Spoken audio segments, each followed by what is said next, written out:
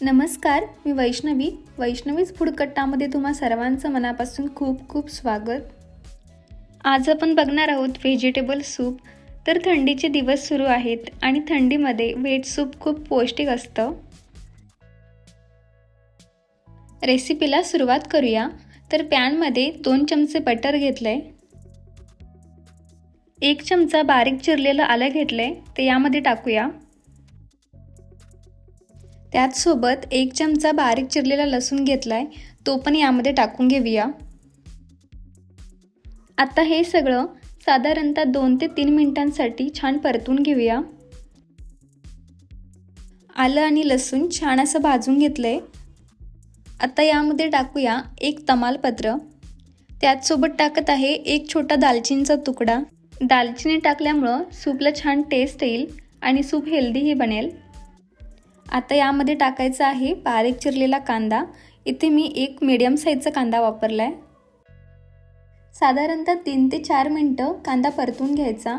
कांद्याला छान गुलाबी कलर येईपर्यंत कांदा परतून घ्यायचा आहे.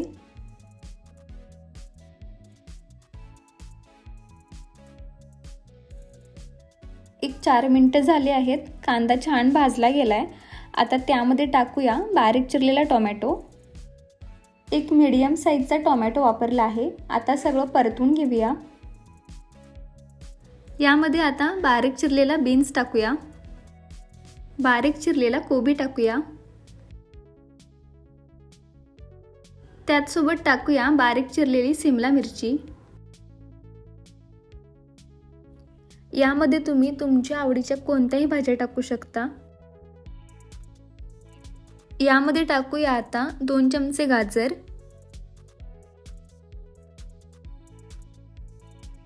त्याचसोबत टाकत आहे मटार.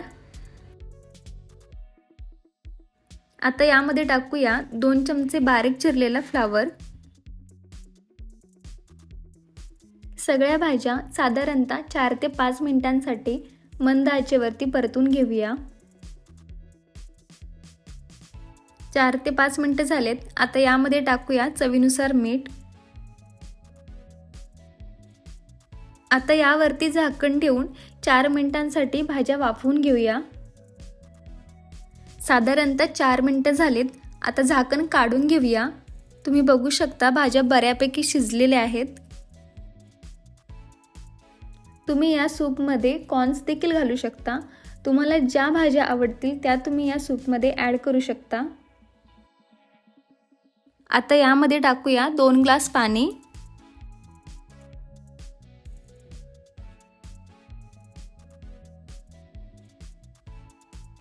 त्याचसोबत टाकूया 1 चमचा कॉर्नफ्लॉवर.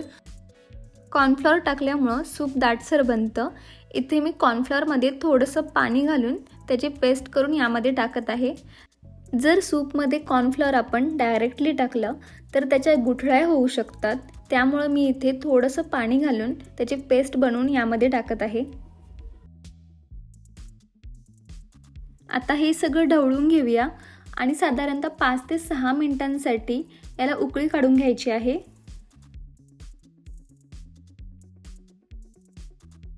त्याचसोबत यामध्ये टाकूया 1 चमचा काळी मिरी पावडर.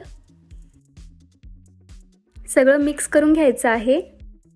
यावरती आता झाकण ठेवून 3 मिनिटांसाठी उकळी काढून घ्यायची आहे.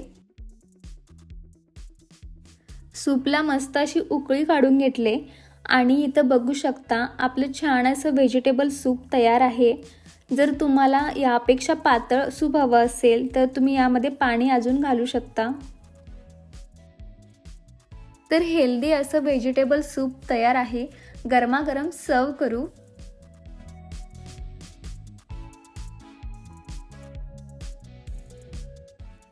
जर रेसिपी आवडली असेल तर व्हिडिओला लाईक करा, चॅनलला सबस्क्राईब करा आणि जास्तीत जास्त शेअर करा.